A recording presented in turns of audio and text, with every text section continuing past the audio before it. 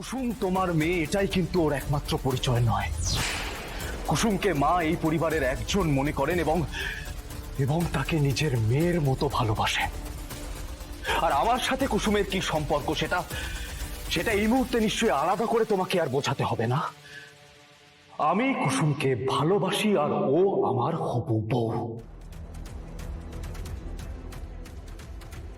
তোমার জায়গায় যদি অন্য কেউ কুসুমকে আঘাত করতো না, আমি কিন্তু এখানে দাঁড়িয়ে চিৎকার করতাম না, সেই মানুষটাকে আমি জেলের খানি টানাতাম।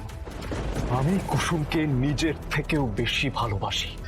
কেউ যদি ওর ক্ষতি করার চেষ্টা করে তাহলে তাকে আমার উপর দিয়ে যেতে হবে।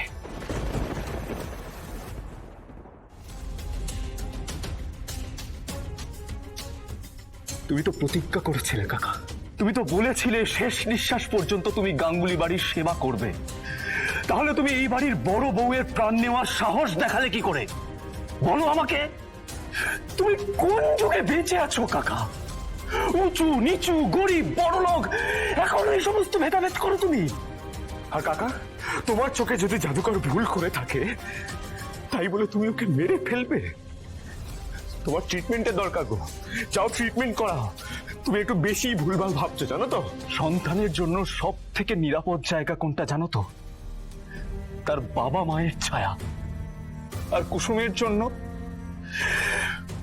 জন্য তার তার বাবার ছায়াই তার মৃত্যুর কারণ হয়ে দাঁড়ালো। তুমি মানুষ। ভাইদা এখন ছেড়ে দে, শঙ্কর কাকার সাথে পরে কথা বলে নেওয়া যাবে, ছেড়ে দে। তুমি এই মুহূর্তে এখান থেকে বেরিয়ে যাও। হাসপাতালে দাঁড়িয়ে থাকার কোনো অধিকার তোমার নেই।